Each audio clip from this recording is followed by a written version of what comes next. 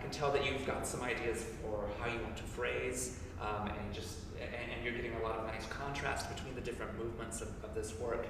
So I want to talk just a little bit more and try to be specific about some ideas for phrasing. I think these are things we can really apply to our classic era composers, especially Haydn.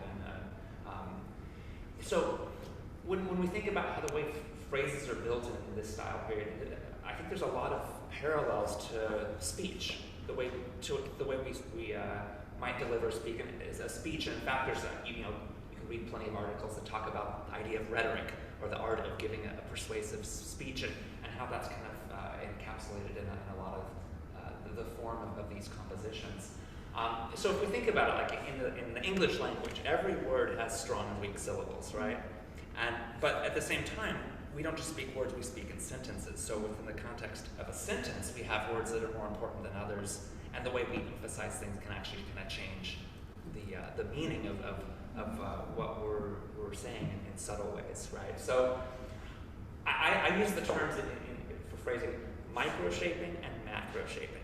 So I want to think about that a little bit, right? So in this style period, the metric stress of things is often important, right? Like downbeats versus offbeats, or beat one stronger than beat two oftentimes. But if we only play that way, it can sound very pedantic and not very good either. So that's something we want to consider.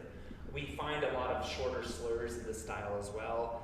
So it's, I think, important to investigate that micro level of how we shape things. So the gesture, right? The metric stress means we're going to put a little emphasis maybe on the beginning of that, and you would create a tapered shape. But at the same time, we want to be aware now of macro shaping, of the larger phrase structures, or what's the actual musical gesture. And so when we start to kind of approach our phrasing that way, for me, it's very helpful to actually plan what exactly I want to do. And so that's just something that we can explore in a couple of places in these movements here, and just so you can continue to refine even more what you're already doing very nicely with your phrasing, and be even more demonstrative with that, and maybe find other ways of creating even more color. So let's start just maybe work through a little bit of the opening section together.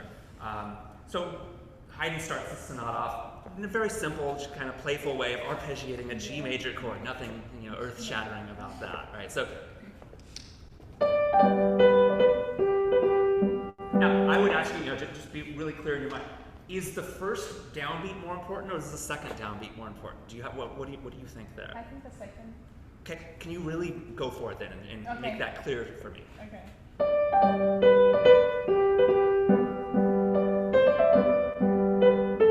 Good. And then, so we have a longer gesture.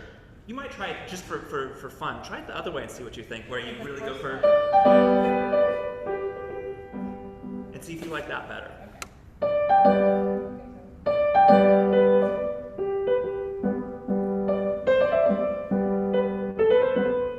Possibly. So, yeah, I'm not going to tell you how to play it. I want you to be thinking about these things. I'm just going to ask you questions and, maybe offer other things that you might not have tried. And part of putting this together, I think, is experimenting with those. So now, you play the same rhythmic gesture twice. Do you want those to be the same, or is there one that's maybe stronger than others?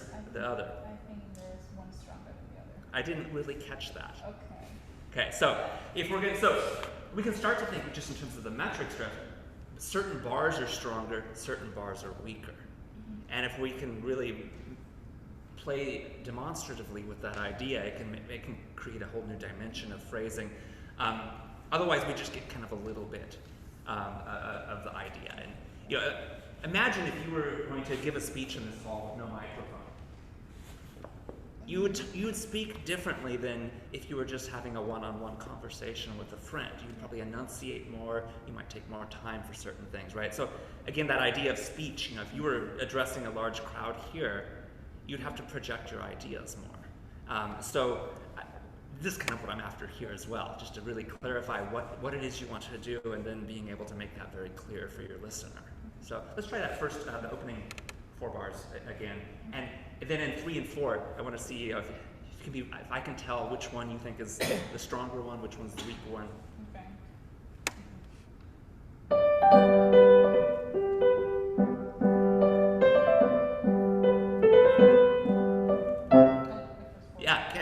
good, good, good. So that gives you some ideas to play around with. Now, going on, now what's the next musical gesture that we're playing?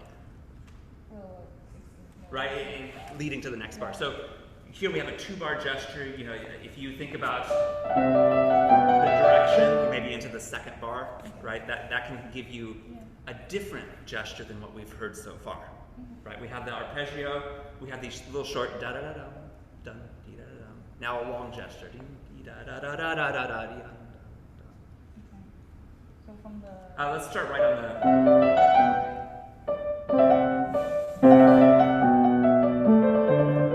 Another suggestion for how you try that. What if the 2nd bar of that gesture is the stronger one? Okay. Just so here, maybe think of passing through the first downbeat, crescendoing, because then you're taking the listener to the cadence, right? That 5/1. Okay. Right. Yeah. Good. Okay, so again, I would probably do that. If I were playing it, it doesn't mean that it's the only way that you can or should play this, but you know, again, I'm just trying to get you to think about what it is you're doing and looking at these ideas of, you know, what are the small shapes, like the micro shaping, where's strong and weak, you know, like every word in speech, versus what's the larger picture, right? 1 minute. What's that? 1 minute. All right. So a couple thoughts with you know, just for your other movements, real quick. In the minuet, what is a minuet? It's a type of dance, right? Okay.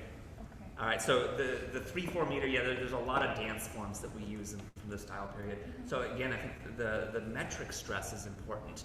It can be because you play 1 note then 2 notes. This can sound like the downbeat very easily if we're not careful. Yeah. So you might even kind of try to conduct as you're imagining how this music sounds. So we get strong, weak. Now longer gesture. Right, 1-bar gesture. Strong, weak, strong, weak. Try dropping in a little more weight. Allow your wrist to fall to the bottom and relax. Strong, weak. Strong, weak. Now 2-note slurs building. Good. So again, shorter gestures, longer gestures, that all builds a big phrase. But also the metric stress, like for the minuet rhythm. Last little tiny comment. In the last movement, you know, very nice. I liked your tempo. Just careful of balance with things like octaves in the left hand. On a 9-foot piano, it's easy for like those to get a little bit too loud, right? So just check into some of those things really carefully. But I'll stop there so that we have time. But thank you for playing. Again, very nice.